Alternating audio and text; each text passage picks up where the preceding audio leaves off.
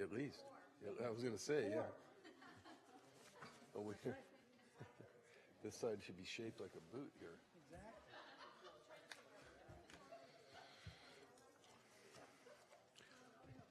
Okay, good evening and welcome everyone. I'm going to go ahead and start off as a co-chair, and we have a model here we've used a couple times in the county with co-chairpersons. I think we did that with the HCP a while back too, but Supervisor Wasserman and I will be co-chairing this task force by resolution of the Board of Supervisors. Let me just go right back to the agenda and ask for the roll call, please. I'll go alphabetically. Member Ames is not here. Member Chiala. Present. Chiala, sorry about that. Member Cortese. Here. Present. Member Gill. Here. Member Howard. Absent. Member Kennett. Member O'Day. Here. Member Pravetti. Here. Member Smith. Here. Member Varela. Here. And Member Wasserman. Here. We have a quorum. Okay, thank you. We want to do introductions, of course, so we're just getting started here, and we may do that every task force meeting, is depending on whether or not we think that will benefit the audience to know who's up here and where, at least a quick by name introduction. Supervisor Wasserman, we'll just start at the right, to my right, down at the end, and if you could just, you know, in 45 seconds or less, say who you are and where you're from, and if you want to say something about why you're here, that's fine too. You may not know yet, but Yeah, just to introduce myself, my name's Aaron Gill, and I'm a second-generation grower farmer in Coyote Valley. We've been growing in the Valley, Santa Clara County, since 1969, and we're trying to keep this little family farm going. I've participated in California Landscape Contractors Association through their boards, as well as the Santa Clara County Farm Bureau, as well as the State California Farm Bureau as well. So I'm interested in agriculture, interested in the preservation of agriculture, and seeing how it can work between everything that goes on in this vast valley. Thank you. thank you. You'll Your have microphone, Kevin. The right of your screen where it says MIC. Nope.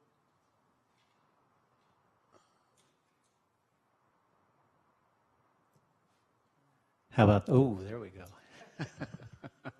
Thank you. Kevin O'Day, I'm a resident of Almaden area. I served with the County of Santa Clara as Agricultural Commissioner, retired 5 years ago. I continue to farm in the Almaden area, cattle and grain hay. I have also am working with the Land Trust of Santa Clara Valley, which is a land preservation organization, which currently holds agricultural conservation easements on about 1,000 acres of farmland south of Gilroy. And it's a pleasure to be here, and I look forward to some of the outcomes from this project. Hey, how are you?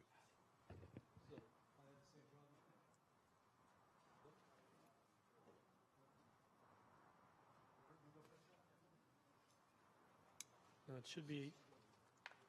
There you go. You're on. Hello. Okay. Hi, I'm John Varela. I'm a resident of South County. I've been in South County for 43 years in Morgan Hill. So I get to drive home through the pristine, beautiful Coyote Valley every single day. It's quite a treat to be here to represent the Water District, of which I am a director of District 1, and I'm the former mayor of the city of Morgan Hill.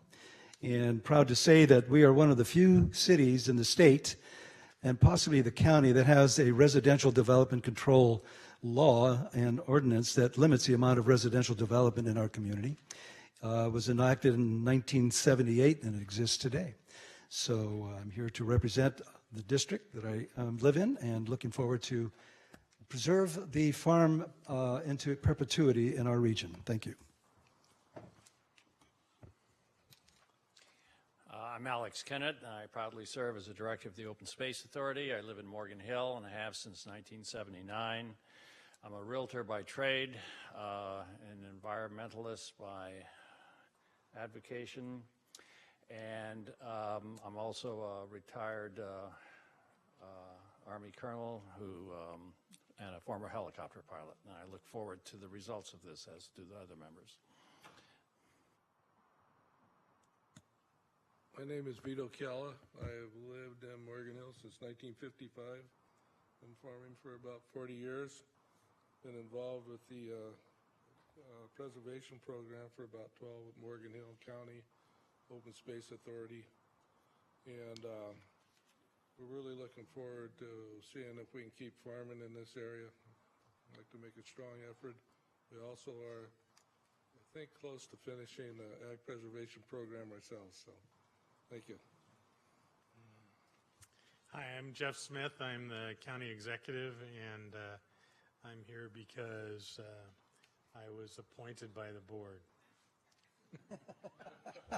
And loving it. Laurel? Be here or else. We'll come back to the board.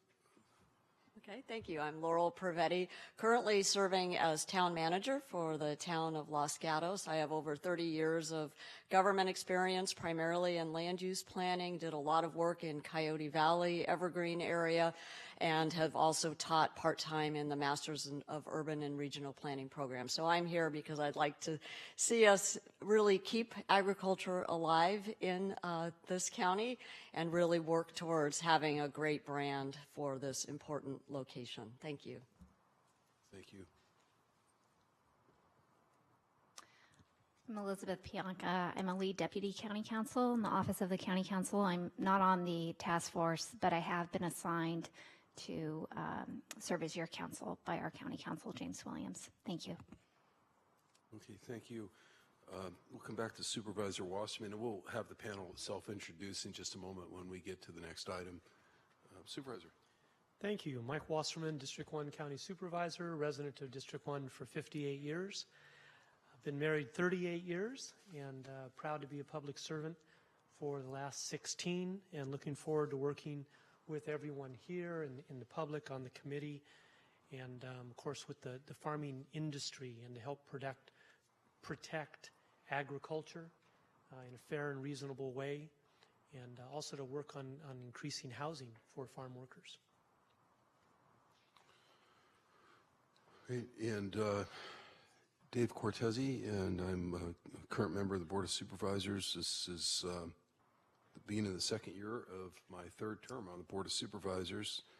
I served on the City Council of San Jose for 8 years before that, and I was a school board member part-time for 8 years prior to that, while practicing law and running my family's business, which involved agriculture as well as some small-scale development. So this is something I'm very excited about participating in, even though it's another meeting. You know, one of our objectives here is to have a very robust and aggressive agenda and move through a work plan and complete it this calendar year, and get recommendations to the Board of Supervisors as needed. So we'll talk about that more as time goes on. I appreciate all the comments everyone has made during their introductions so far, because it feels like at least we have a general consensus that we're here to try to keep agriculture in place in this county. And I know Supervisor Wasserman and I serve on a standing committee of the Board of Supervisors here called the Housing, Land Use, Environment, and Transportation Committee, which deals in part with agricultural issues. That was one of the first stops for this ag preservation plan before it went to the Board of Supervisors, so it can be vetted in committee. And you know, I think our comments have been very consistent in many ways, including the notion that we would like to see, you know, the kind of well-vetted but voluntary program that it creates incentives for folks to preserve agriculture without a lot of heavy regulation from government. So I just want you to know, going in, that's an initial bias. I will acknowledge it, and I won't say much more now because it's important for us to just get into the agenda. Supervisor Wasserman, we need to go to public comment. You want to? I've got them. do your co-chair thing and lead us in that? You betcha. We're now at item number 3, public comment, which is an opportunity for anyone to speak about anything not on today's agenda. For this item and any other agendized items, if you wish to speak, we ask you fill out a card right there and deposit it in the receptacle right next there. Our clerk will pick it up. And for public comment, based on the number of cards we have, each person will get 3 minutes. So please come on up, J. Lee Schamer and Alri Middlebrook. Whoever gets there first. Whoever gets there first can speak. Push her aside. There you go. And if the next person, next person can wait in the queue right there.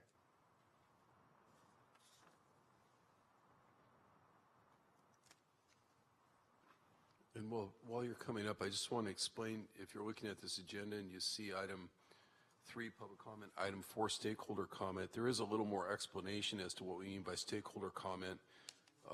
There's not really hard and fast rules here, but if you're representing another government, a nonprofit, a business, an environmental organization, particularly a non-governmental organization, farming or agricultural organizations, for example, the Farm Bureau or something like that, a Chamber of Commerce. The next item, item 4, might feel like the more appropriate place. In the theory there is that you're speaking to items specific to ag preservation, but not necessarily on the agenda. This item, item 3, as Supervisor Wasserman just said, you can speak on anything really that you'll want to speak on that isn't on the agenda that just generally pertains to county business. It's just an opportunity to be heard. So there's a slight difference, but... Oh, really? Well, maybe we'd be more appropriate to speak at item 4. The timing... You can go either way. If you don't want to submit another card. I'll just talk now. I'm up here. But it's specifically about agriculture in Santa Clara County. That's fine. Okay. So my name's Alri Middlebrook, and I am the president of a nonprofit operating in California called the California Native Garden Foundation. And my professional background is I've been an ecological garden designer for 30 years. And I got interested in urban ag around 2009, and I was looking for a way to preserve local environment and produce a food system that would carry us into the 21st century. And so I've been working with this system in other countries, here in San Jose, and as a consultant to Santa Clara, the AgriHood project that's going to be built. It's an eco-village model over across from Valley Fair at the old barrack site. So what I'm talking about here is regenerative organic agriculture. And this is fairly new. Some of you may have read the New York Times magazine article about regenerative agriculture, but the incredible thing about regenerative agriculture is that it has the capacity to reduce CO2 emissions by up to 30% because it's local. It's growing food close to where people live. And then it also sequesters more carbon in the soil. So those two together actually present an idea, and it's stated in various white papers, one put together by the United Nations, that this kind of growing food, local food close to where people live, is the answer to stopping global warming, stopping it. And that's stated in United Nations white papers, not something coming from me. I'd be happy to share those with you. So I would like an opportunity to present in a session to your group or to the land use group what are some of the specifics of regenerative agriculture, and how could we adopt some of those specifics. This is no-till agriculture. It grew out of permaculture, organic agriculture, and ecological preservation. That's why I got interested in it. So we would like an opportunity to go in depth and explain about these farms. These farms can be smaller farms from 1 to 10 acres. They are 7 to 10 times more productive than traditional organic agriculture or big agro-petrochemical. We're very involved in training college kids primarily. We are now establishing a relationship with San Jose State University. We're writing grants. We're going to be writing a $2.5 million grant. I'd like to talk to you more about it. Thank you, Aubrey. Thank you Here- very much. Yeah. You can leave that there and the clerk will grab it from you. This is something just to circulate. You know, we would like And for Silicon Valley to take the lead on this. Thank you. Next is Jaylee Schamer, who will be followed by Shawnee Kleinhaus and Eric Carruthers. Shawnee, did you want to speak? Where'd Shawnee go? Shawnee, did you want to speak on both 3 and 4? Yes. Okay, then we'll hear you for both. Jaylee? You're up. Sure. Never been to one of these before. This is really cool. Oh, it's very exciting. We haven't either. All right. Oh, does You it go. start when I start? Okay. I thought you were going to start it. Okay. Hi, my name is Jaylee Schomer. I'm 19 years old. I go to San Jose State University, and I'm an intern at California Native Gardens Foundation. And we're here to talk about money. We're here to talk about agriculture, and we're here to talk about sustainability. And I want to learn how to do regenerative agriculture. And the only way I think we can do that is if we make these small farms and we bring the youth into agriculture and that connectivity to our food, because we don't have that right now. Where we go to the grocery store and we see food. The first thing we think of when we think of food, we think grocery store. We don't think of a farm. I don't know. You guys might be different. I know I'm from a different, age group than most of you. No offense, but yeah, California Native Gardens Foundation, they're starting a program to teach, college students and even younger kids. We started teaching them at preschool about ecology and the importance of how we grow our food. And this is the future. We need to do it sustainably, and I think that we can do that through regenerative agriculture. But yeah, that's it. Thank you. Thank you very much. Go Spartans.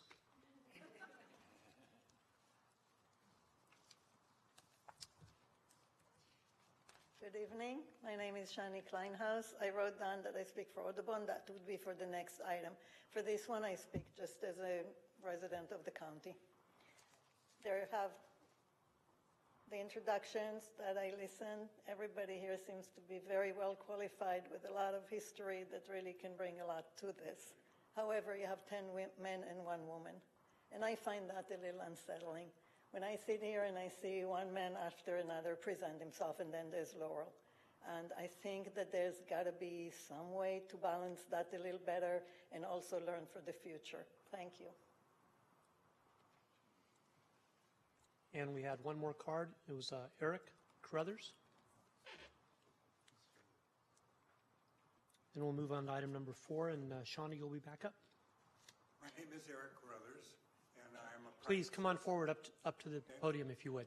There's a microphone built in. Good. I'm a private citizen, but once I was principal planner for Santa Clara County, and I'm really pleased to see how seriously you're taking this and the variety of you that are serving on the task force. Part of the reason I came to work for County of Santa Clara was that the board and the planning department were making serious efforts to try to have urban development and agriculture in the same county in an appropriate balance. The tools we had to use then were very limited. The tools you have available now are much more varied. So I'm excited by what you're doing. And I have just one basic question, and that is, how will the agendas and the staff materials of the reports be made available to the public before your meetings? Thank you. We normally don't respond during public comment, but I think we can make an exception. And Rob, could you tell us, is there an email list that you're going to be sending, or do people just visit the website? We can do both. Yeah, I'll ask the clerk to speak when I believe the reports are available. I think traditionally they're available 1 week ahead of time. But if there is a email list, we can absolutely notify folks, but it is also available directly on the website. Okay, and if Mr. Carruthers is going home now to see who the 49ers picked in the draft, where can he look, say, tomorrow? I'll contact you. Yes, absolutely. And the website is up, I think. Good luck to you all. We'll all be watching. Thank you. All right. Supervisor, we'll move on to item, that's it for number 3. We'll move on to item 4, if that's all right with you. Stakeholder comments. Shawnee, come on back. Then I've got a card for Vicki Moore as well. And that's the cards I have for item 4. Thank you. This time I speak for Santa Clara Valley Audubon Society. Together with the Committee for Green Foothill, we submitted the letter a couple of days ago that unfortunately you only received now. So we wanted to congratulate the county on the adoption of the Santa Clara Valley Agricultural Plan, and we think it's important to preserve agricultural land and open space. But we had some concerns about some of the aspects of the plan. And so our letter made some recommendations to include some things in the discussions of this commission and additional information that may be provided to the people on this committee. So we think that it's really important to clarify the potential of this plan to impact LAFCO jurisdiction, regulatory framework, and permitting process. And we think that LAFCO should be here to present to the committee what they do and what their jurisdiction is, and identify any type of conflicts with that law. We think that there should be a map that delineates the boundaries of the city and potential for impact. But one of the things, and I have very little time, and I was hoping that you guys will have a chance to read the letter ahead of time, was that we are concerned with the potential of mitigation fees. What we see in cities is that usually they said, okay, if you want to build a new housing project, well, you need to allocate land to park. Later, that turned out, instead of allocating land to park, let's just pay park fees. And then there's negotiations over what the park fees should be. And eventually, there's not enough park fees to pay for the park or anywhere else, and there is no park. We're afraid that this is a very slippery slope, and that allowing the payment of agricultural land mitigation fees would actually encourage conversion of land. It would actually increase the cost and of land, and it would actually do the opposite of what the agriculture preservation plan should do. So that is a very big concern to us. There is a lot of recommendations other than that here, and I think it would be really important for LAFCO and this committee to work together and to figure out how and eliminate conflicts, because there is a law, and LAFCO is the agency that has the qualifications to evaluate conversion of ag land outside the city boundaries, and in our opinion, that should be really an important part of this. So, thank you. Ms. Moore. Hello, my name is Vicki Moore, and I'm actually speaking not on behalf of the County Planning Commission, but I am a County Planning Commissioner, so just to make sure that that was clear. Also, I've had a history working on county land use issues. I was part of the 1994 General Plan Update Committee, worked for 5 years to help create and fund the Santa Clara Valley Open Space Authority, worked on a tremendous amount of other policy initiatives around the first adoptions of all the urban growth boundaries and joint land use agreements, ag zoning, et cetera, et cetera. So having a decent historical perspective, I felt that it's very important, indeed, of course, that the County Planning Commission play a more proactive role, which they agreed to earlier today to bring the work of the commission, of the task force to the commission on a frequent basis. I do want to iterate, though, also something that Shani had mentioned, that, yeah, LAFCO is a very obvious organization whose main purpose is preservation of farmland and promoting compact urban development and preventing premature conversion of farmland.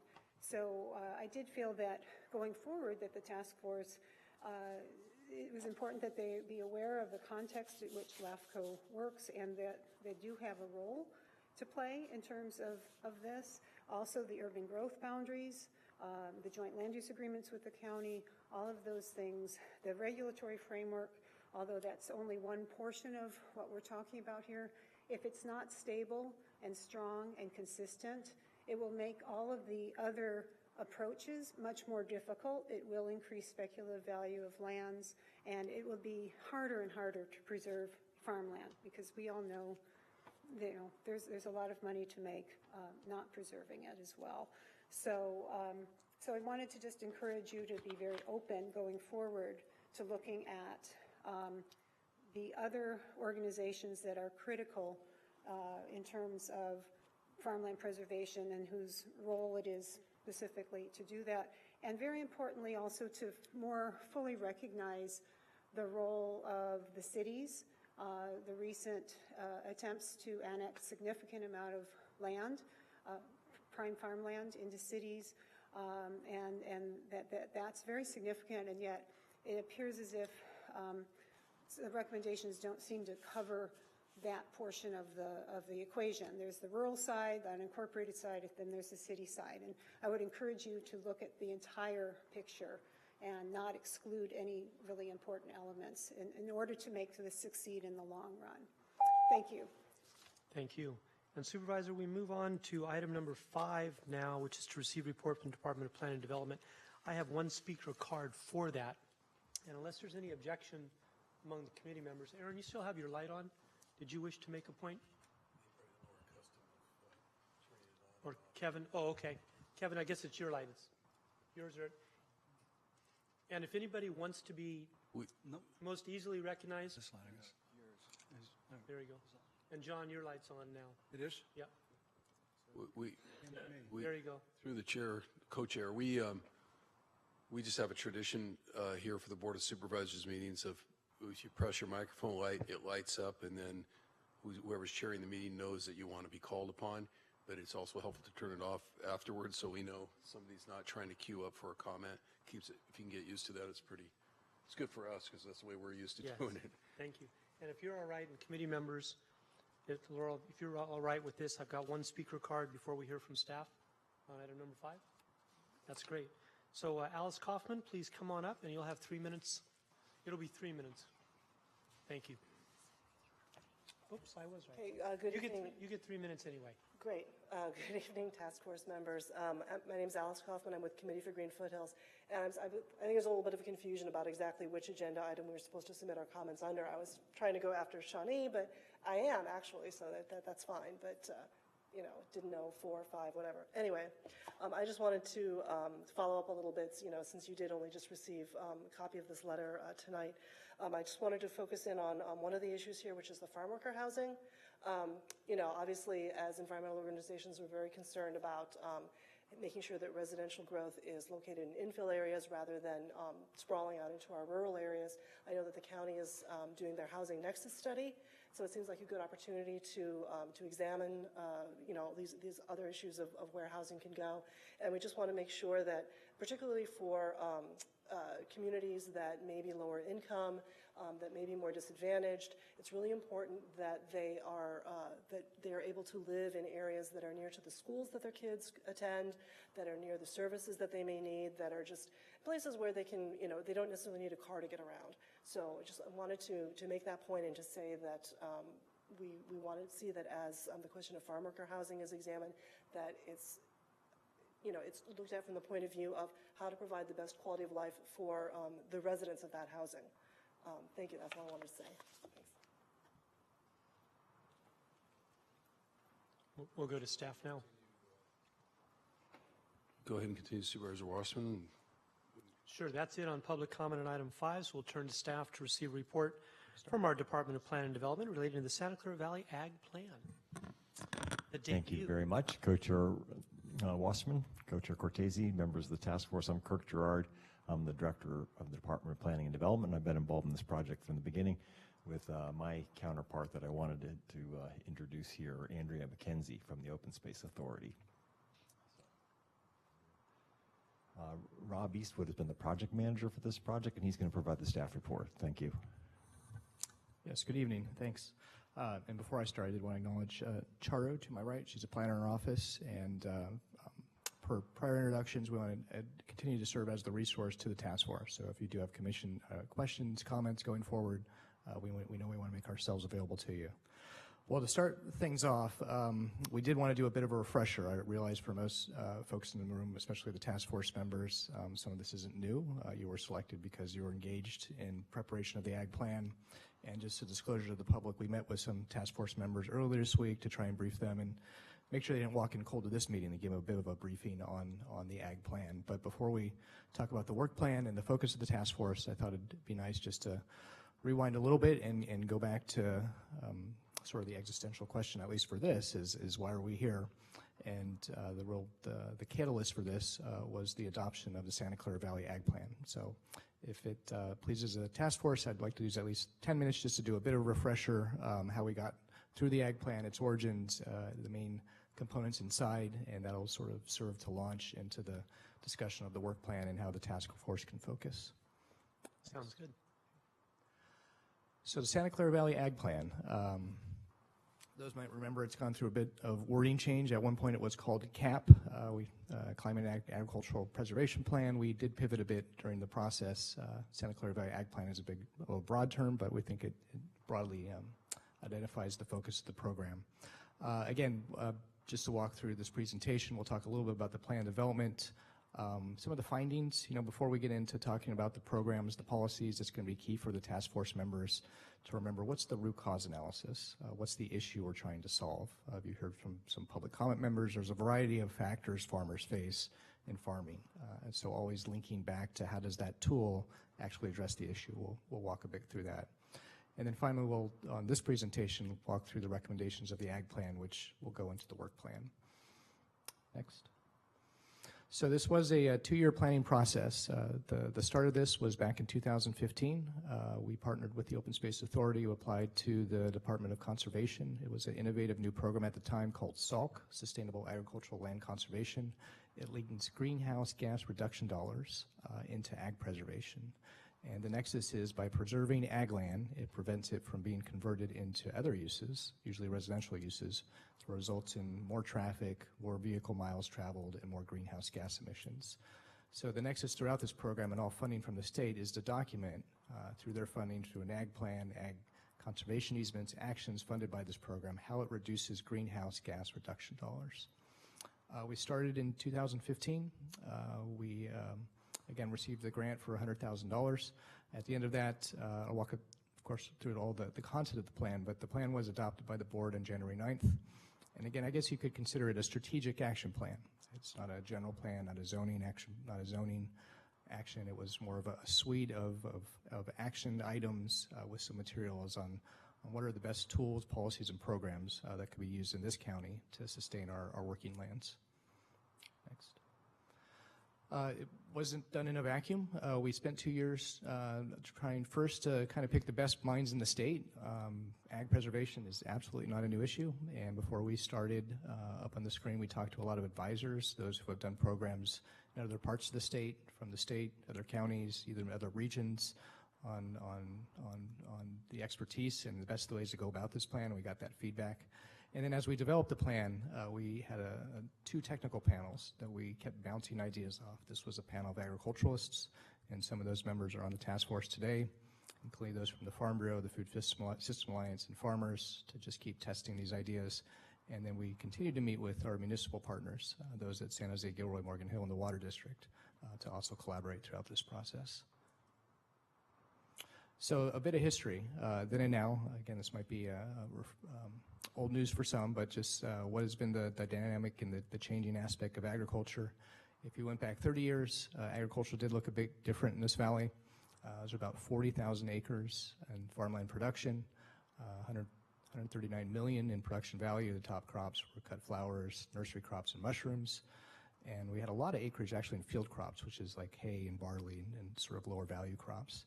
Fast forward 30 years later, we have lost approximately 10 to 15,000 acres of farmland. There's some nomenclature in how you define farmland, but at least 10,000 acres. At the same time, the production value has gone way up. So our farmers have become much more efficient, much more productive. The value per acreage, or actually sixth in the state, has gone way up. Top value crops are generally the same. Bell peppers has moved up into the third space.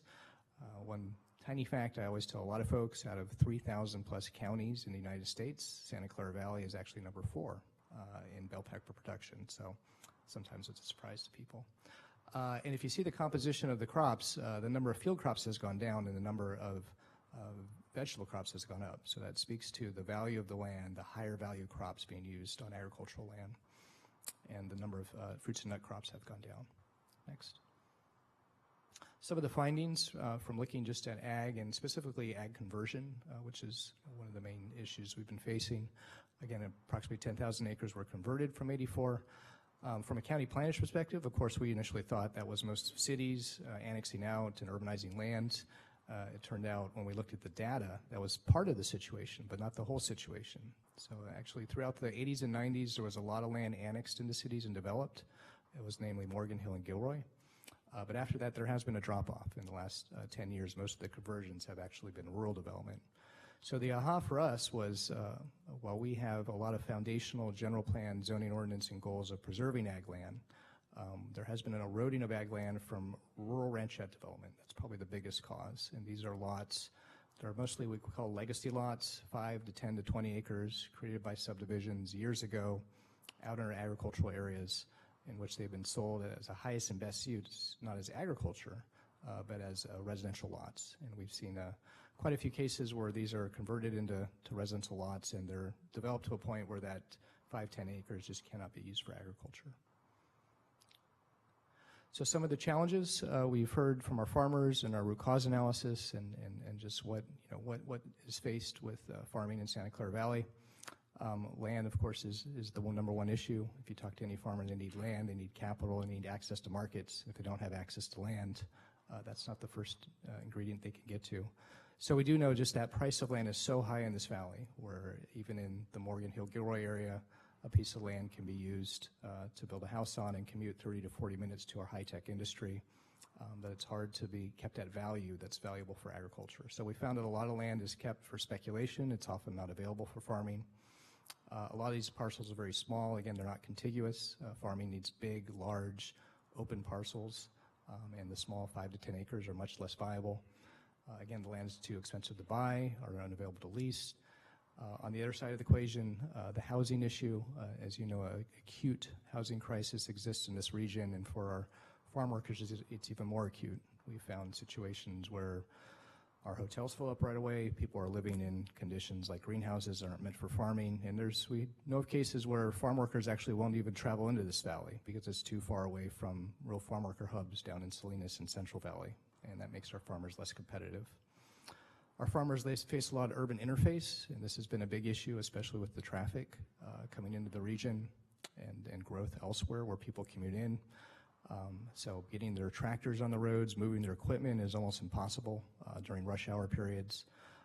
We have a big instance of those rural ranchettes of folks who want to live out in the open space areas, perhaps have an idea of a mice and men and bucolic hay and buy a house in the rural areas, and then they realize that our farmers have to actually plow, spray, and do things on their property.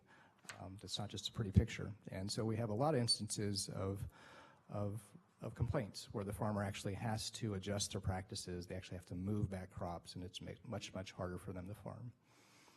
There's a lot of regulations that go into farming, and we know even in our ordinances, we're looking at a need for streamlining. And again, these are some of the issues that our farmers are facing. Next. On the other side of the equation, we actually have great assets here. And so sometimes when I look at farming, I almost look at it sort of as, how redevelopment looked at underutilized city centers back in the 70s, 80s. There's great assets regionally that we could tap into that makes this market so much more competitive for farming. Number one, the soils are great. California in general is known for great soils, and that's no lack of great soils here in Santa Clara Valley. Number two, we have a great climate. If you talk to our farmers, they said basically you can grow just about anything in this valley. So this isn't a climate and a soil that's designed for one thing. There's a multitude of crops that can be grown.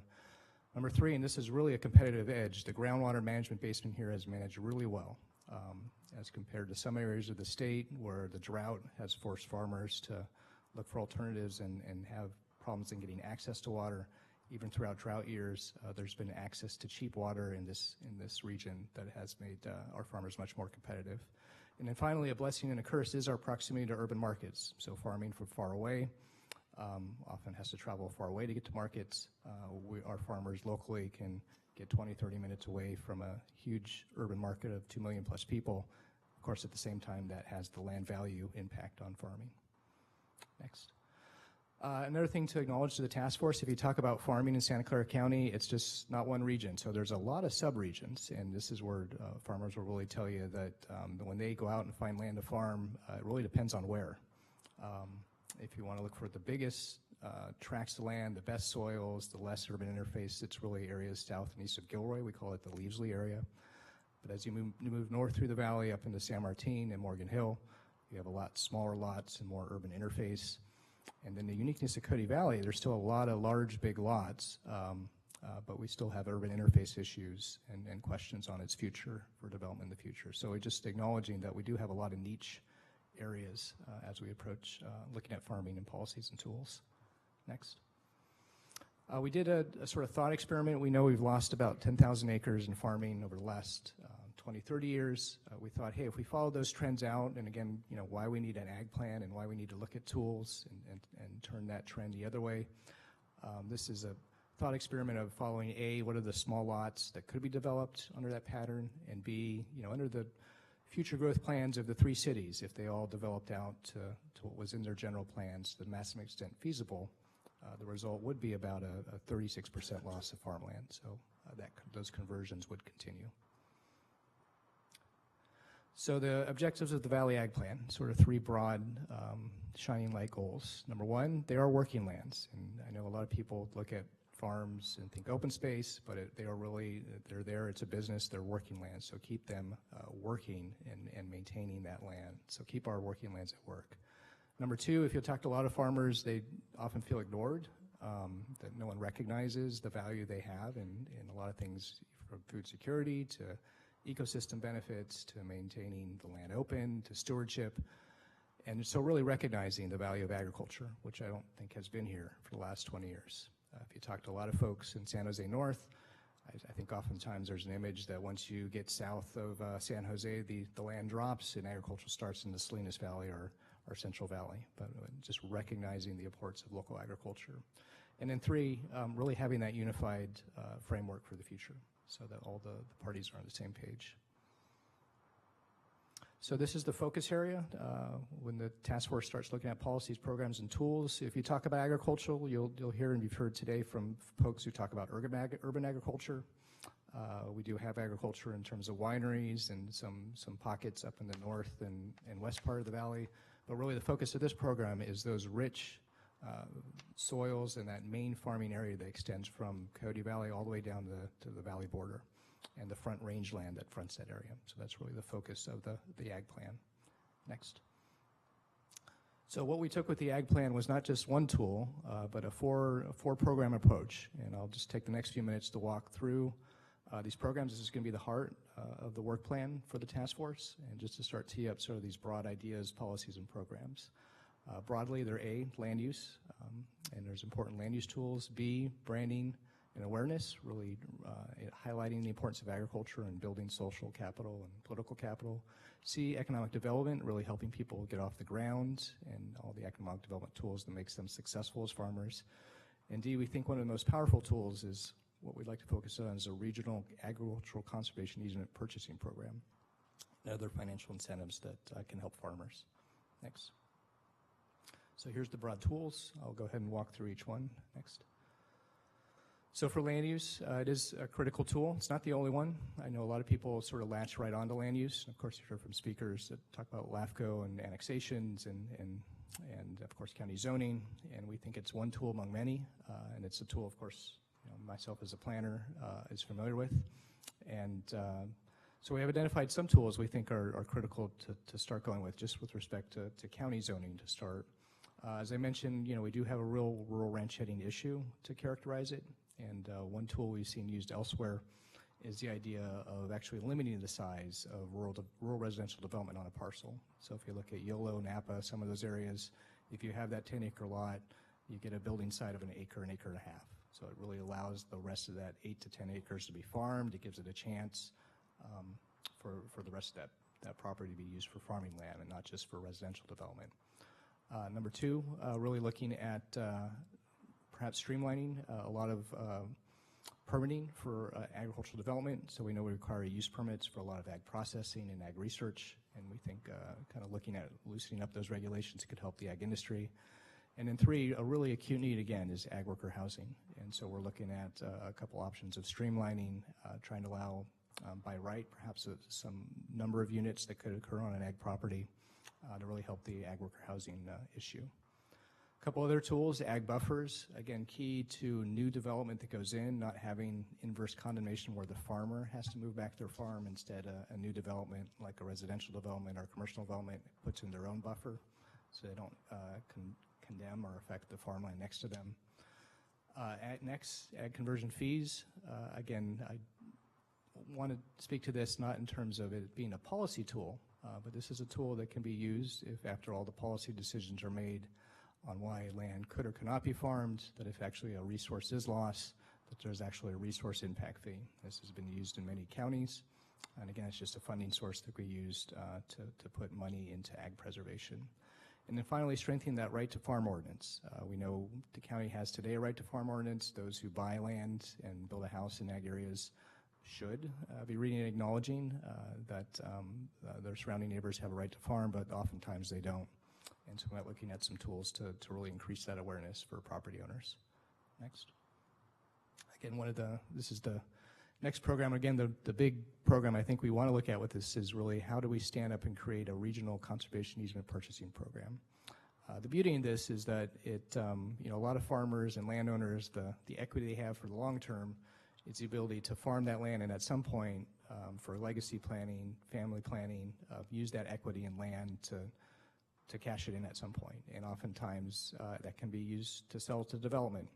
What we'd like to do is, which we think is a win-win, is instead buy those development rights. So instead of selling the land to a developer and it's developed and ag is lost, what a conservation easement purchasing program does is it buys away those development rights. So in a sense, that landowner is made whole, that equity they've held on to, they can cash in, but the win is the land is continually farmed after that. And there's a lot of great programs in the state that do this, and it's one of the key tools and programs we'd like to bring forward to the task force to look at. A couple other tools, Farmland Security Zone is sort of a super Williamson Act. We do currently maintain our Williamson Act program. The state stopped providing money to the county as a subvention, but this board enlightenedly kept the program going. The Super Williamson Act actually is a more tighter program. It actually allows farmers to enroll into a 20-year contract, and their property tax assessment actually goes down further. So it's another great financial tool to keep land and farming. And then finally, ecosystem services. So is there a way to compensate farmers in a financial sense for all these great ecosystem services they provide? So again, the heart of this program is monetizing how agriculture reduces greenhouse gas emissions, which is a broad ecosystem service. There's also things like groundwater management, flooding, habitat preservation, and so looking at some tools in which when farmers do these stewardships things, there's a way to put a monetization of that. Next. Economic development strategy, a couple tools we'll be looking at, enterprise grant program, small farm initiative, a lot focused on starting up and helping small farmers get going. One key one to really connect the dots between buyers in the region and our farmers is, and we could start with this county and others, is adopting that local food preference procurement policy. So there's a first look at crops and foods that are actually grown in the region. One tool we think is pretty critical, we've heard a lot from our farmers that they struggle with this, and it's been used elsewhere as a farm buds person or ombudsman. It's been used well in Marin and Sonoma. It's someone who can really help the farmers with regulation and permitting, acts as that bridge into getting through permitting processes. Farmer training program, and then finally a really interesting idea, and we might talk about this with a mobile workshop later, is the idea of creating an ag incubator. So this would be areas just like any business incubator where we take a large piece of property, 1 to 2 acres of land is available in small plots, allows farmers, people interested in farming to get off the ground. You can share resources such as a tractor, access to markets. A lot of the overhead is handled in a collective sense. It also gives a visibility for people who'd like to come down, see agriculture. Sometimes they've been used for corporate picnics, so it gives that visibility into farming and that access at a small scale where people can see and understand how farming works. Next. And then last but not least, what we think a key is all of this is really building that social capital awareness of the importance of farming. So later on, we'll show you some of the initial branding concepts we have, and the idea is really to recognize the importance of farming and agriculture in this region. And part of that is bringing people out into our ag areas and doing things like farm trails and signage and farm to table and getting them out, but also getting that awareness up into the other parts of the county so people are aware of the importance of agriculture. Next. So to the task force. So just sort of pivoting from the plan into what we're here today in the next 7 months. Again, January 9th, the Board of Supervisors adopted the plan and it created this task force, sort of teeing up the main focus. Again, really specific recommendations on all these ideas and strategies in the ag plan, but really how do they come from ideas, programs, and policies that are sort of living in a theory sense into practice. And I think the true win with this over the next 6 months will be to, with our help and the deliberation of the task force, is really to materialize these into concrete actions that we're hoping can be forwarded to the board and they can run with. Again, 11-member task force. I think you've all introduced yourselves. Next. And what we could do next is then pivot onto the work plan. So this is actually the end of the introduction part. If the task force has members, I'm absolutely available for comments. But what we do after this is start to talk about what the next 6 to 7 meetings looks like.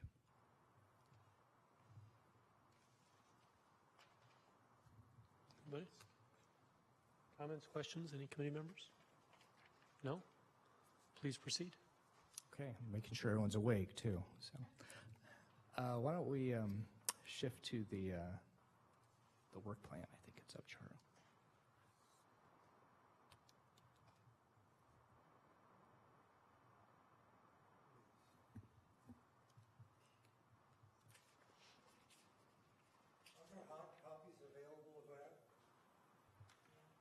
Look, the font is a bit harder on the screen. I wonder if we can zoom in.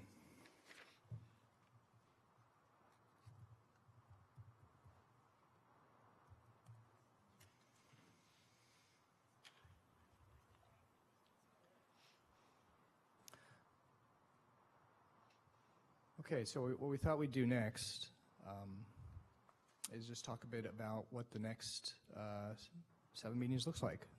So we've talked about the ag plan, its origins, a lot of policies and programs, really the objectives of the task force of trying to materialize and identify how these things can happen.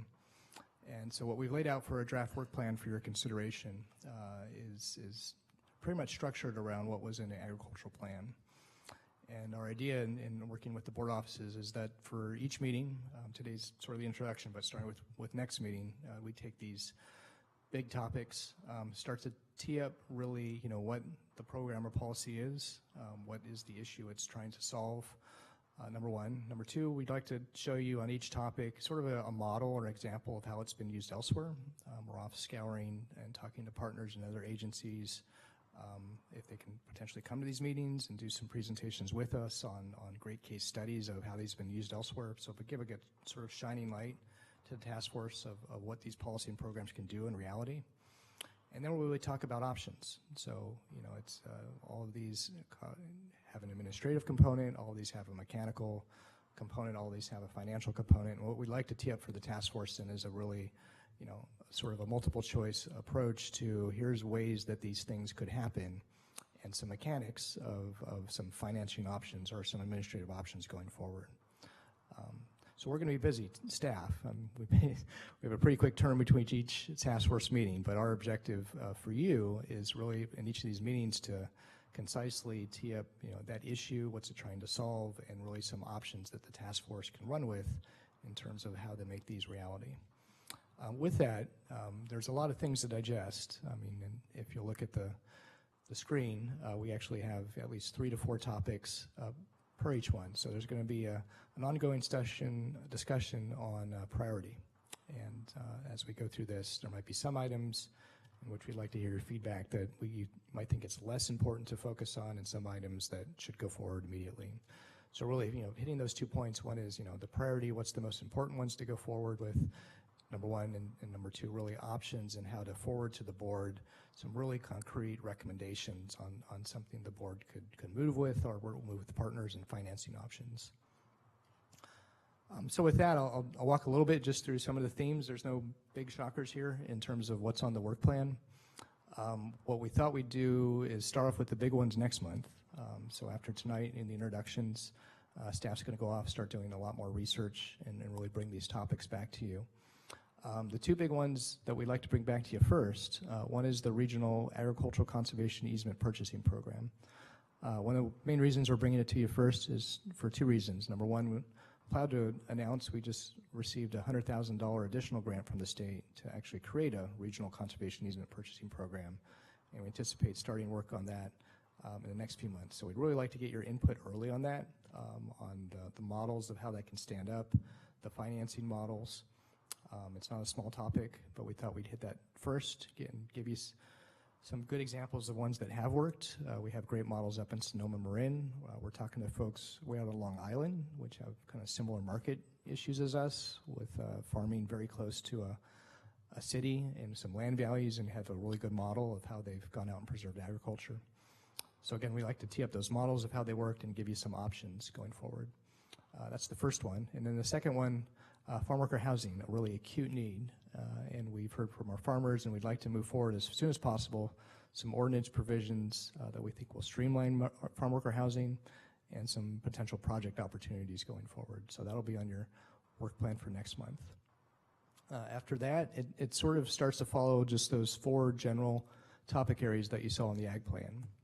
So we transition into financial incentives, talk a bit about the Williamson Act, talk about state programs and ecosystem benefits and programs that are out there. A really innovative new thing that is being explored is monetizing that carbon reduction, and we have some studies that look at how farming can do carbon sequestration and maybe some options for how that can be monetized. And so that would be your third meeting. Your fourth meeting will look at the economic development strategies, talking about the options of the ombudsman, local preference purchasing policies, looking at that innovative idea of an ag incubator. And we got some great models we'd like to show you. There's a ag park up in Sunol that's run that has a model of 1 to 2 acre farms that get started, and some work by one of our partners on the plan from Sage on economic development tools. And we'd like to invite down probably the Farm Buds person and talk a bit about how that program's worked up in Sonoma. Fifth meeting, we're envisioning really talking about marketing and branding. We do have some consultants on board that we think have done some really good initial products for us, and we'd like to show those to you and give some good ideas of how branding agriculture, and some ideas of signage. Sixth meeting is when we do get into land use, and we'll bring back to you those tools we talked about, some potential changes to the zoning ordinance, the ag buffers, and what we can do on the right to farm ordinance.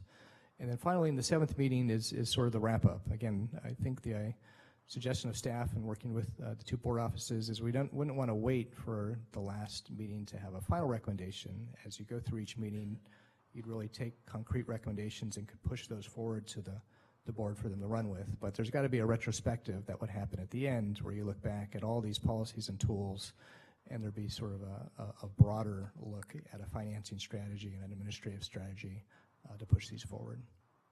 So with that, I'll go ahead and pause and see if there's initial comments, questions from the task force members. Thank you, Supervisor Wasserman. Just a couple of points I think we should consider. Some are less consequential, some are more so perhaps. About four things I just wanted to bring up. Field trips, I don't know how you were going pretty fast in it. First of all, I like the work plan in general. So whatever I say here is please take it in the spirit of tweaking or just clarification. It seems at some point field trips, both to look at the lay of the land, not that any of us are without some pretty significant knowledge already, but just to get an opportunity to have dialogue while we're visualizing things, I think is good, and maybe we can get more specific about that sometime soon. On the Long Island case study, I was out there last July, as Planning Department knows. Really, it was intended to be just a side trip relative to something else I had to do in the Manhattan area, and I took that 90-minute drive out to Long Island and met with the Farm Bureau there. Farm Bureau actually was the driver of the ag preservation program there, which, based on my review, is very, very similar to the initial plan that you have before us, give or take a couple of things. And has been tremendously successful. They've preserved 10,000 acres of land. They've created essentially something I'm not sure they even expected, which is essentially a pretty high volume tourist area where people are coming in from the big urban areas like Manhattan on the weekends, especially on holiday weekends, and just driving a tremendous amount of agricultural farm to table sales. And those are coming from a variety of types of farmers, old-time families that basically converted themselves to a farm-to-table market so that they could afford to stay in business as opposed to trying to wholesale out their products. And in one case, we met a retired PricewaterhouseCoopers CPA who decided he wanted to live out there. He wanted to farm. He wanted to free-range chickens, and a couple other things were things that he wanted to do, but he needed a house for his family, so he couldn't be on a piece of land that had no residential at all. And he's one of the most successful folks in that Farm Bureau right now, and it would be, by my agricultural upbringing, a shoestring operation when you looked at it, until you heard the kind of numbers he was generating in terms of sales and so forth. So very inspirational, and I'm hoping we can get somebody from the Farm Bureau out there who's lived through that experience to come out here and talk to us, particularly so that people can do Q&A. I think you mentioned something in your presentation, Rob, about real life examples and what happens when you take the stuff off paper and you actually try to implement it. For example, the incubator program, when I hear you say that, and I think about it from my own farming background here, my brain wants to kind of scoff at the idea. You're not going to incubate farmers, but my experience back there in Long Island told a different story, that there were a lot of people like that PricewaterhouseCoopers guy who know enough to know that's what they want to do, and they know how to run a set of books, but they don't really understand some of the rudimentary things that they just need to know to get started. And obviously they can't afford to pay New York prices or California prices for real estate, which is where all this ag easement stuff comes in at some point. Staying on the work plan, the Board of Supervisors recommendations, I know I do understand completely, I'm sure both of us do, both the supervisors here, that at some point at the end we need to give a final report, and it might even have some kind of omnibus recommendation feel to it.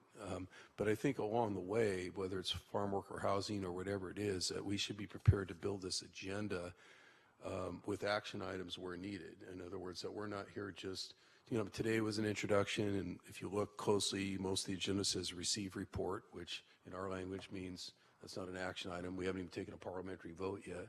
But I think we need to be prepared to do that when there's some sense here that we need to forward things on to the Board of Supervisors to get their feedback, or perhaps even to get some kind of incremental action, to get an ordinance fired up or to get something going. So that's just my sentiment. I know I've expressed some of that in the past, I think, but I wanted to say it out here in the task force environment. And then lastly, and this is a little more esoteric, so Supervisor Wasserman will elbow me if I'm just saying something that's completely unintelligible, which is very possible. But as we talk about, as you went through the plan, and I didn't want to interrupt and ask the question then, and there were slides that were regulatory in nature, and there were slides that were very much voluntary in nature. At least I'm simplifying, but they have one feel or the other. I mean, zoning regulations and constraints on residential or constraints on non-residential development, those are, the whole world's going to look at those as regulatory items. And I know at some point there will need to be, if we progress and we succeed in putting strong incentives in place and strong voluntary programs in place, that there's going to be some need to tweak regulatory systems so they protect what we're creating. I get that. But I just want to say, in terms of alignment with our overall values that I tried to speak to a little bit at the outset, if we really want to send a message early on in this task force that we're trying to create incentives here, we're trying to create, you know, what Long Island and some of the other places did. We want to attract. This is, you know, we don't want to regulate as much as what we really want to do is promote and attract.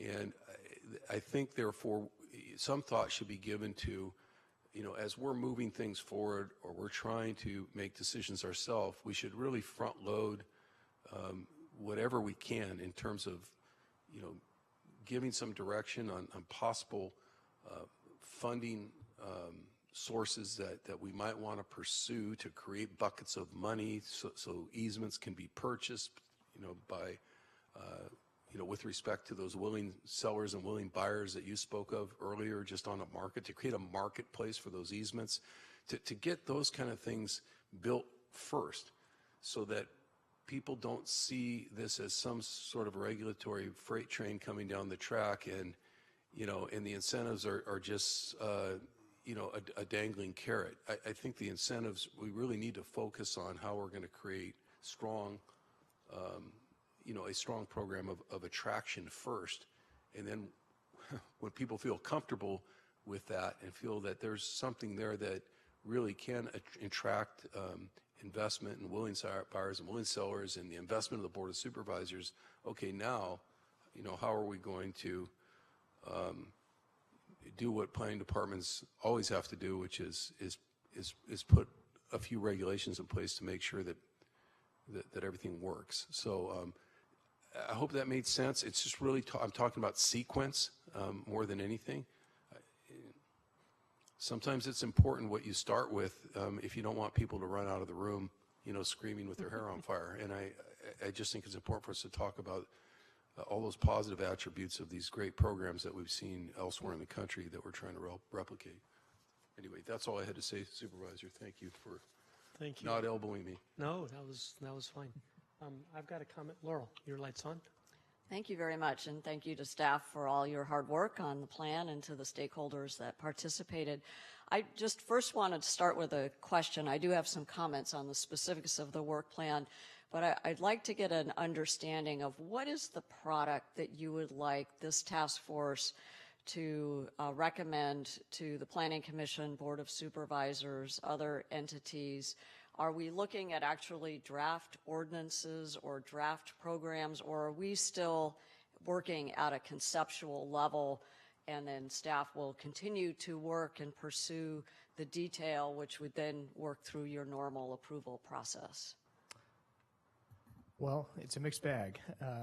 So some of these tools are kind of off the shelf, and as you get to them, if the task force recommends, I mean, some of them are concrete. When at some point we will get to zoning, that's one tool, but some of those would be policy direction to the planning office on should or should you not go with a zoning tool, which is a really concrete thing, and you don't have to talk about financing.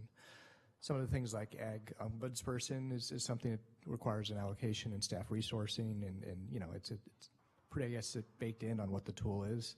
Others are a bit more conceptual. So when we talk about an agricultural conservation easement purchasing program, there's no way to push a button and make that start right away. And so with that, I think it's bringing that theory and that model down into some options on financial options, to which there's no easy choices, but things that the board could pursue, and perhaps some administrative options going forward. So I think it will be a mixed bag, just depending on the tool and how ready it is to go, versus it's still a bit in concept, and the task force can start to articulate how it comes down. And you might have a few where you get to it and you start to bring it, we start to bring it out of concept, and we start to put articulation about how it will work. And maybe there's a little bit of a parking lot where a recommendation goes forward, a month or two goes by, perhaps the board engages or not, and we'll have that retrospective at the end. If we learn a bit more throughout the process, it can go more into reality. But I just think it might depend a bit on which program or tool we'll be presenting to you. Thank you. Additional questions? I do, Please. but I... No, please. Okay. I understand and appreciate the co-chair's statement about starting strong with the regional agricultural conservation easement program and trying to demonstrate, that we're looking at real solutions. I'm wondering, just because of the complexity of that particular tool by itself, decades ago, we worked with the county only on that one tool, and it took us a long time to figure out how it could actually work. I'm wondering if maybe if we start a little softer with the financial incentives that already exist and kind of get our feet on the ground, and then work towards the easement program. That's just a suggestion. But if really this is the driver and we want to show progress, et cetera, then I would just respectfully ask that staff, in developing the materials for our next meeting, that if you could articulate as part of this, what would be the structure, what would be the roles and responsibilities of the different entities that might be involved in an easement program. Some of the speakers mentioned LAFCO. I think there would be a curiosity about what would be their role, if any. I think also as we talk about farm workers housing, it seems we're focusing on what might be possible in the unincorporated areas, which is understandable since we're in the county administration building. But I think we also have to look at the converse, as what are the obligations of the cities to provide housing for all, including farm workers within their housing elements, and then also to tie in practical applications. I think as much as, and I think we do need to see how are these working in Long Island and in other places, perhaps in our own Bay region, but then really let's look at some of the mapping that's in the appendix and see, okay, if we put together option A for a structure of an ACE program, let's look at some parcels and let's look at what this might mean. And similarly for the farm worker housing, I think understanding how do urban service areas, urban growth boundaries, Williamson Act contracts, et cetera, how do all those overlay, and then we can see how it might actually be done here in this county. Thank you. Aaron, Kevin, John, Alex, anybody? Questions, comments? Oh, you had it on. I had it on earlier. There you go. Thank you. I think it's very ambitious, this whole program here, and I'm really excited about what Andrea and Rob and Kirk and everybody's brought together as far as the Santa Clara County planning for this. It's very ambitious, and I haven't been to Long Island, but I can go out on a really short limb here and make sure that we have a complete tour of what's available in South County, so you can actually see some of the things that are going on. I can't promise you rangeland chickens, but we can do quite a bit of veg and ag and tree crops as well as processing. So I think that what you'd find there is pretty dynamic. The one thing that is very, very efficient in agriculture is that agriculture really represents what the county wants and desires and demands. Some of the guys down here do a bit more work nationwide, and some folks do processing for the East Coast locally here. So you'd find out that there's a lot of different products that are actually shipped from here that make their way across the nation. So that's pretty exciting in that aspect. I'm really excited to go ahead and see if I can go ahead and weather this storm in the planning applications, because it's so complex in terms of overlays and things of that nature. So it's nice to have Laurel there, as well as Rob and Kirk and everybody else being able to support that. And I'm hoping that I can go ahead and bring some of the things that do work within agriculture and give some reflection about how those would really actually play out in terms of a real agricultural model. Thank you, Kevin. Yep. Thank you. An operational question on information and resources that might come up on technical matters, for example, ag conservation easements. Would you prefer those be routed directly to planning or copied through your offices, or? Planning to be distributed? I think our tradition as a board is if one member, and I'm just wondering if this wouldn't just be acceptable, if one member asks for that kind of information, and it sounds like we have a point person here, or two or three, that the response is then distributed to everyone on the task force, whether they, with just the presumption that they would all, they all might want to see the information. If somebody wants to just delete it because they're not interested, so be it. Does that satisfy you? But obviously the primary requester would be acknowledged in any kind of off-agenda report. So the idea being that in between these task force meetings, they ask as many questions as possible to get those kind of things vetted and clear in our minds so that we come here, you know, as efficient as possible. At the same time, those off-agenda reports would be available to the public should they, so we're not hiding anything. These aren't backroom discussions. They're just requests for information that can happen in between task force meetings, distributed to everyone, available to the public as requested. Thank you. Is that, I mean, that's how we do it on the Board of Supervisors. Anybody objects to that? Does that work for everyone? No. Works for you. John, Alex, Bill? Hello. So, couple of new developments for me in regards to agriculture is I was elected to the Association of California Water Agencies, which is a body that is statewide in Region 5, which covers Santa Barbara north to San Francisco. And from that, I was appointed to a new agricultural committee statewide.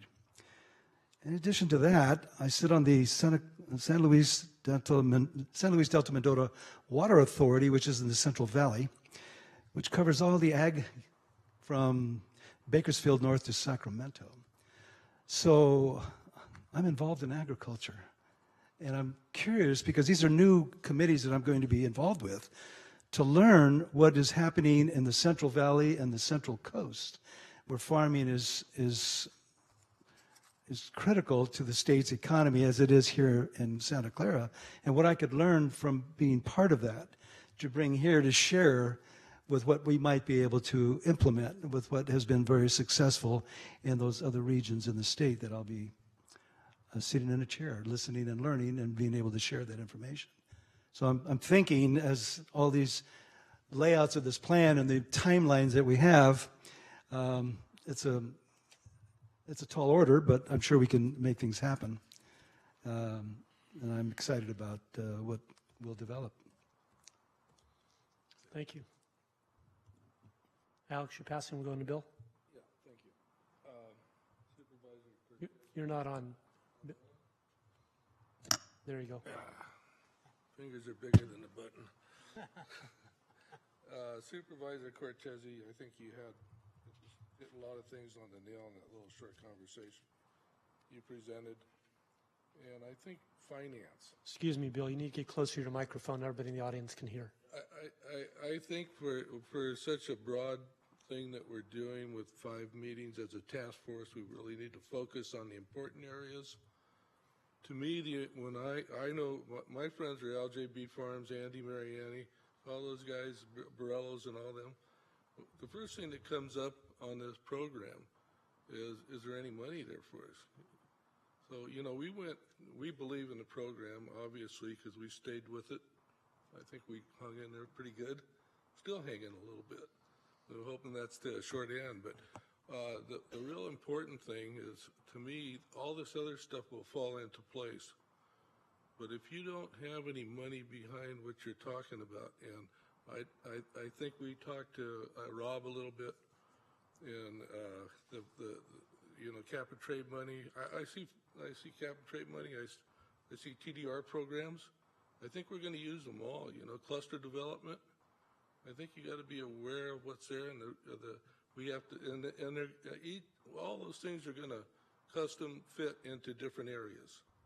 And there's not one thing for everybody in general. It's going to be, and there's different kinds of farming. You know, we started out in small farm, then bigger commercial farm. I'd like to come back and just do farm on the home place if I could, but you know, there's the financial sustainability. And I think in a short period of time, if the money is provided to be able to get, you'll get farmers coming over. We have a great interest. I get calls all the time in this program. And they want to look at, they want to see, they have the usual questions, you know, what are we going to do? What are they going to do to us? Can we farm? Are they going to tell us what to plant, green, organic cabbage or something? I said, no, I don't think so. You're going to farm. The program we're in, I wouldn't go through it again, tell you the truth, but you can make a program that works. And that make a program that works is going to take more than one source of financing. We're going to have to try to get money allocated like you guys know how to do. You got to get money allocated down here from different areas. And Morgan Hill is a little bit ahead. They started the program. I was with them for 10, 12 years now. And they have money that's taken from developers. And that money, when they come to your farm, they got the money there with them. And I think that's what the county and the Open Space Authority has to recognize. Because we have and it's so important if you want to make this program to really work on that. To say, yeah, we do have money, we have cap and trade, we have whatever money is available, but all of those things, you got to have a bag full, and you got to be able to implement them. And you got to start building that reserve up, because, you know, Rob made the point that money goes up and down, you know, as far as the public, the private money, and the way cities extract money and get these funds going and have them available. And that's my focus is really, everything else I think that we're trying to do here will fall into place. And I have one thing I got to say. You see Eric, he's a Farm Bureau member. And you're going to have LAFCO boards and stuff with no Farm Bureau members on them? We need Farm Bureau members involved, and we want them active. And because we're the guys that are really going to make this program go, and they know what they're doing. We have a lot of talent over there in this Santa Clara County. That's all I have to say. Dr. Smith. I just wanted to ask Rob a question. You know, we're talking about agriculture in general as if all agricultural efforts are the same. Are there programs, policies, procedures, tools, I didn't see any in the ones you talked about, that could be used to focus on trying to promote certain types of agriculture, or maybe discourage other types, or maybe help farmers transition from one to another? Being sort of a urban boy, I realize that the marijuana industry is going to put a lot of pressure on farmers to start growing marijuana. And I'm not sure that's necessarily something we want to promote as, quote, agriculture in the valley. But it's going to be very lucrative, and, you know, there'll be a lot of pressure on it. It strikes me that there might be some interest here in finding out strategies to help farmers avoid the financial advantage of doing that, because in my mind that's just as bad as building a pile of houses. Well, it's a topic that you're right, is noticeably not on the agenda, and it's a backdrop. And I know the board has weighed in for the policy direction to date on, and just to let the public know, on not allowing commercial marijuana grows in this county. There's a question in the future, should that shift at all? Other counties have gone different. If you go up to the Emerald Triangle, it's a whole industry there. It's my general take. It's not really the marketing, branding, and face of this county is marijuana, although we do know if you go up in the Santa Cruz Hills and elsewhere, we have an ongoing issue of I just say, illegal grows. And there is an idea that continues to float out there that if you legalize it, make it available, and it'll bring the illegal grows down and have it happen in a sense that makes it viable. I'll just say two things from kind of staff's perspective. Number one, there's a big food security issue, I think, that rides through this, and marijuana maybe makes you hungry, but it's not food security. And I think a writing thing is making sure through ag preservation we maintain that food security. And two, I think a little what we know about the model of commercial marijuana cultivation is it's not fields of green.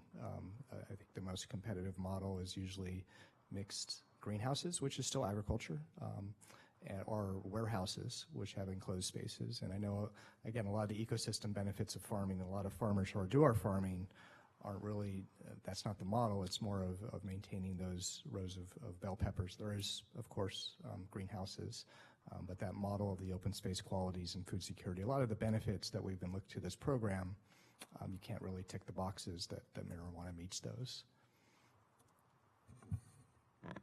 If I may, I wanted to answer your question another way. Some regions have been very successful switching over from commodity crops to crops that are branded in the marketplace and command a much higher dollar value.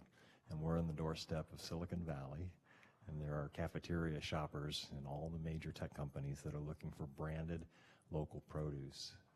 And that opportunity has been taken advantage of in our region, and that is one of the areas that is embedded in the branding and marketing program to see if that might be a conversion that could be made here. Because that is a really upside trend. If you look at the dollars per acre coming off the county ag lands, we're on the upswing. So already there's some forces there that are working.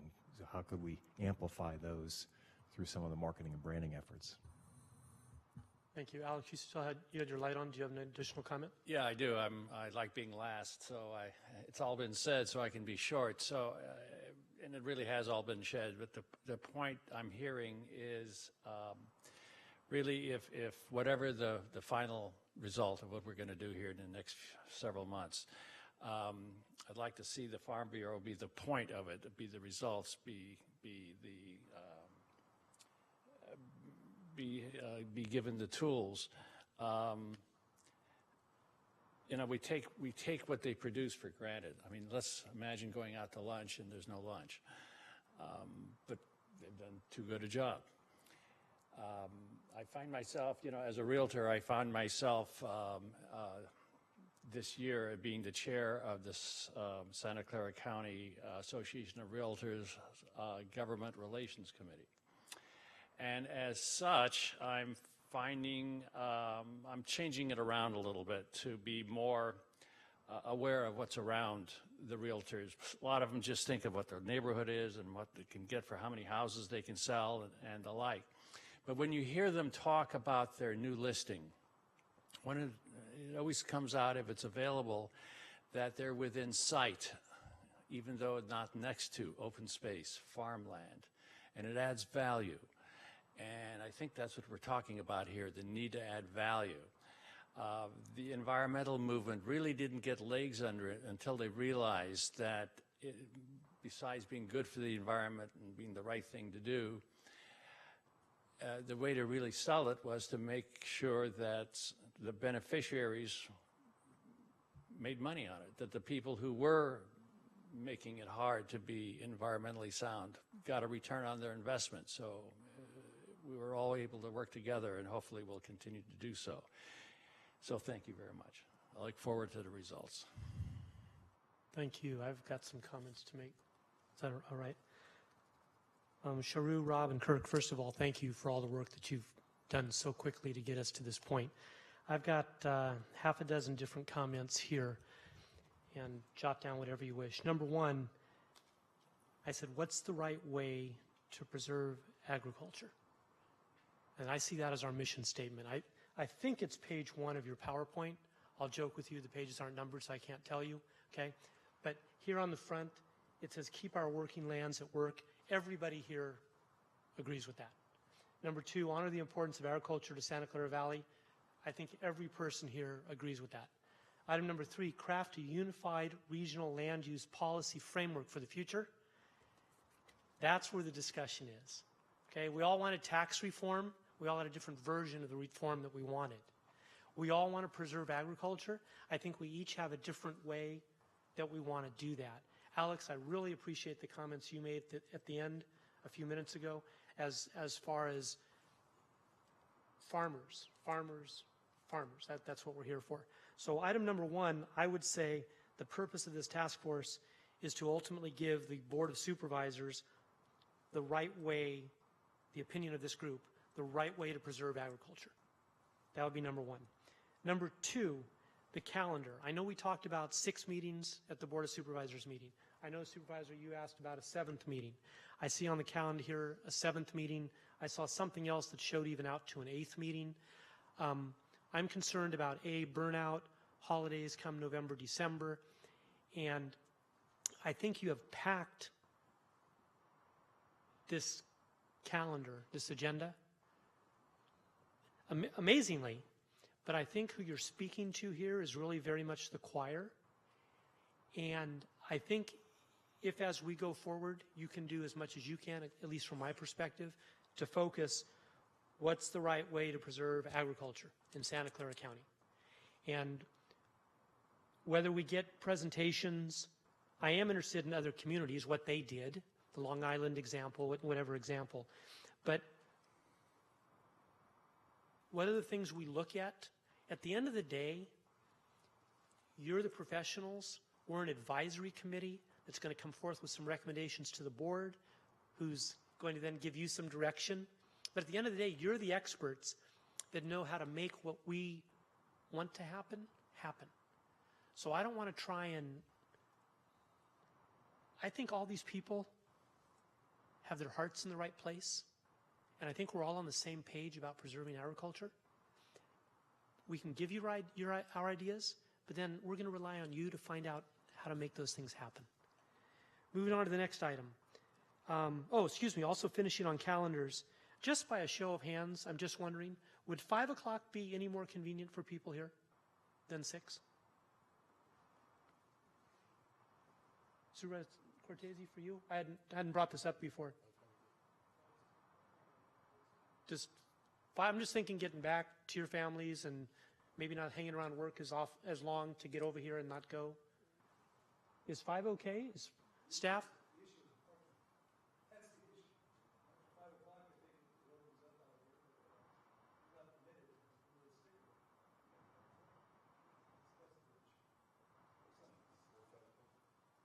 You mean getting here before 5? Okay. Yeah, if that's all right with you, is there something maybe we can look at? Any thoughts? Okay, maybe 5:30. 5:30 would. I'm just saying 5:30 because at 5 o'clock this building empties. Okay. Okay. So does 5:30 work for people here? Is that okay? Is that all right with you? I hadn't brought it up to you at all. Is that okay? Item number 3, Morgan Hill and Gilroy, the city managers had, not talking to you, had submitted letters of concern. And I looked on your agenda here, and I would just ask that at some point in the next meeting or two, if you can address the letters of concern that the 2 cities in this defined area had expressed. Thank you. Next item. I saw things such as easements. It's all about the money. Exactly as Bill said, I think as we all agree. In any of our organizations, we all have a big wish list, and it all comes down to dollars. So finding those dollars, finding a willing farmer who's willing to give up the right for development in most respects to deed restrict in perpetuity agricultural use in exchange for an agreed upon amount of dollars is really where I, as one person, want to get to. 2 people right here, okay? That's really where I want to get to. And where that money comes from, grant, state, county, whatever, I don't know the details, but that would preserve agriculture, and it'd be a willing seller, willing buyer kind of transaction happening. So for me, that's big. Number 2, you mentioned farm ombudsman. I think actually having a farm ombudsman, somebody within your department who is the go-to person when a farmer or the Farm Bureau or the Ag, when they contact you, has that relationship, I think that would would be awesome if you can work that out, Kirk, somehow. Streamlining of regulations, I think, is huge, and that'll tie into my closing sentence here. Farm housing, I think, is very important. Super Williamson, I didn't quite understand, and it's my ignorance perhaps. Does that exist, or is that the name you've given to perhaps an idea going forward? It's not a superhero movie. It is an actual. The Avengers open tonight, so be careful. Okay. It's enabled in state law. It's called the Farmland Security Zone. Okay. And it's a tool the county could adopt. Wonderful. My second to last item here is I'm looking forward to us giving you recommendations that then you find out how they can be done or tell us why not. And last but not least is a sentence I came up with, kind of tied in with what I heard from 6 of our other panelists. I said, this is about creating more farmers, not creating more regulations. And that's what I want to make sure that we're giving up a night for 6 months to do, so that when this is all done, we look back and say, glad we served on this and that we did good for the farm industry. Thank you very much. Laura? Thank you. I really appreciate hearing from such a great body of people, the landowners, the farmers. All of you bring such great perspectives, as well as our supervisors.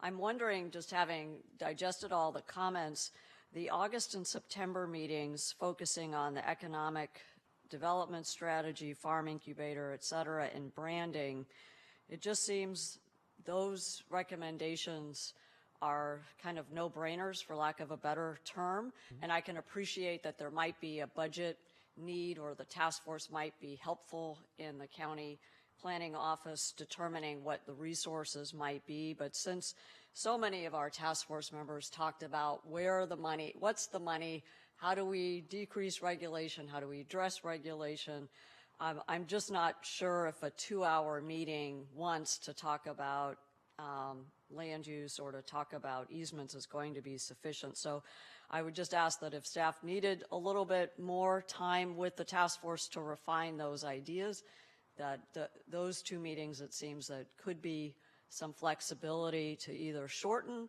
or if you already say, this is what we need you to endorse, it's already done and baked, and we can just have it as an action item, as previously mentioned.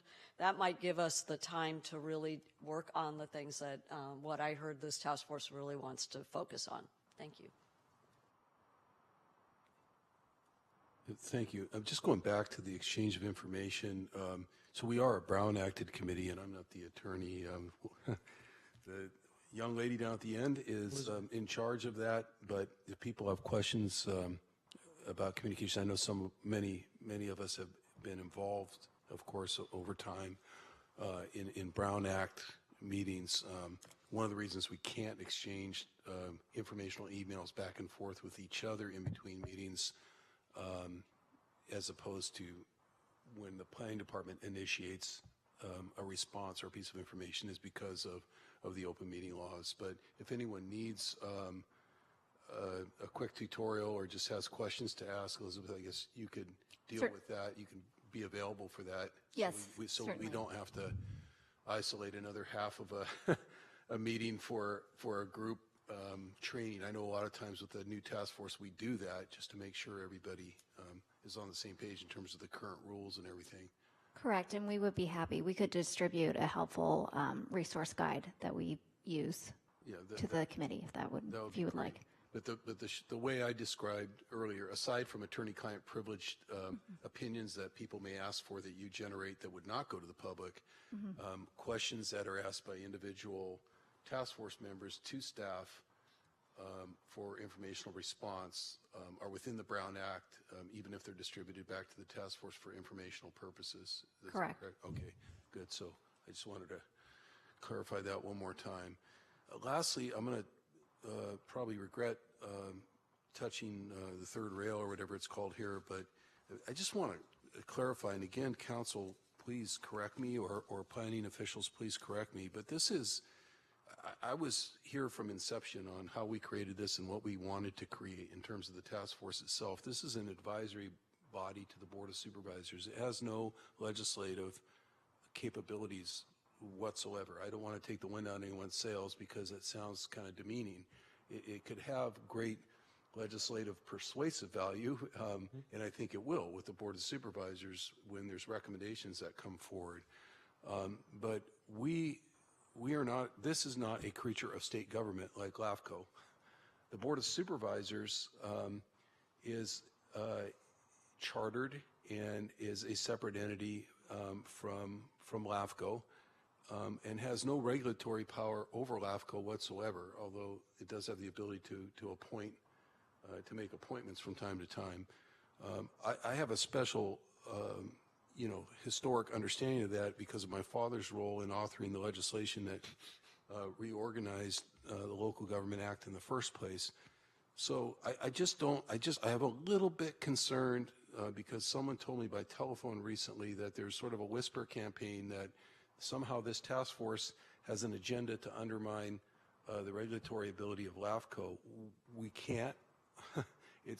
Read the resolution. It's not what this is, and the Board of Supervisors couldn't do that if it wanted to, unless the state of California decides to cede its responsibilities to the Santa Clara County Board of Supervisors, which would be fine with us, but I don't think it's going to happen. We'll tell them your dad said it was okay. Yeah, and I do understand, and saying all of that, and I took Laurel Pravetti's reference to LAFCO a little differently than some of the public comments I've heard.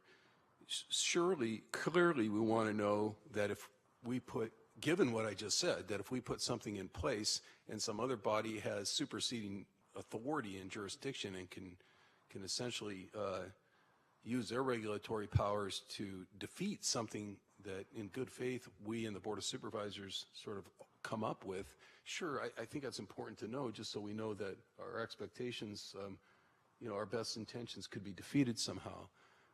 But I think to say that somehow we are, that there's some sort of hidden agenda here to interfere with the work of a state agency like LAFCO is just completely outside. Since it was a football draft today, I'll say completely outside the chalk lines. There you go. All right. Thank you. Thank you. And Elizabeth, our attorney, did inform me we need, it says receive report, so I will make a motion that we receive this report. I'll look for a second. Second. Oh. Second. Any further discussion on this? All in favor, say aye. Aye. Opposed? That passes unanimously. And as far as item number 6 goes, kind of handled? That was it. It was sort of a two for 5 and 6. That's what I thought too. Elizabeth, do you want a motion for 6 as well? Okay, I'll make a motion to receive the report in item number 6. Looking for a second. Thank you. Second from Aaron, if you're, there's our clerk there. Any discussion on that? Seeing none, all in favor say aye. Aye. Aye. Opposed? None. Those two pass unanimously. And item 7 is approval of the calendar. And again, I just sprung it on everybody, and Supervisor Cortese, especially because we normally talk to each other head to hand. Does 5:30 work for you? Because of the Brown Act, right. That was the right way to do it. So I appreciate it. 5:30 works, and I'm happy to make a motion on your recommendation that we commence these meetings at 5:30 p.m. The rest of the schedule to remain as is. Yep. And Cheryl Robin Kirk. One note, just we talked about a mobile workshop if this is the right time. Just want to test the task force if they'd be interested first in a mobile workshop. It's not on your calendar. It would not be one of the normal meetings. But Thank you. I have a thought about that. Laurel to my left has been involved in and a planner for 30 years, right? This is a farming family. Every person there is row crops, farmers, ag, etc. Dr. Smith and I are probably the outliers. I do not have a need from the last 8 years being in South County with all the farm. I married into farming 35 years ago. I don't have a need for a road trip. Are there other people here that wish to participate? I think the only question is, and maybe we can talk about it at the next meeting a little bit more and not worry about it being part of the work plan, because I think one of the option would be to have an optional field trip, which could even be on a weekend day, and we could make it available to stakeholders in general. Maybe there's 2 people on the task force that go. We could check that out with legal counsel later to see how to make that legit. Well, legal counsel asked if it includes the wineries. So But anyway, is it okay if we discuss that later? And maybe we set up an optional trip, because I could see where others might want that opportunity with, you know, the county sort of footing the bill for the bus and the trip and having the expert planners with them. But I agree with you. There's probably not a lot more I need to visualize out there. The other thing I would defer to is if some of the farmers, not just here on the task force, but others who can't come to these meetings all the time would like us to stop in so that we can see what they're doing and hear their thoughts. But can we just defer that question for now? Because I don't think it needs to impact this work plan. Aaron? I just want to go ahead and make available, if you want to go ahead and create a kind of a trial where you would like to go, and a time zone, and what would be available, what would be toured, and what would be seen. Rob, I'd make myself available to do that, to go ahead and outline something. So if it could be presented to the board, then all of a sudden they can say, hey, yay or nay, and we can decide on a date and a tour type of application for those who are of interest. Super. We have a motion to approve the calendar, a 5:30 time, a second. Any further discussion? You have a second? It's seconded. Alex seconded. Thank you. All in favor, say aye. Aye. Opposed? Item 8, unless there's any other comments, we adjourn to our next meeting Thursday, May 31st in this location at 5:30, and I thank you all for your service.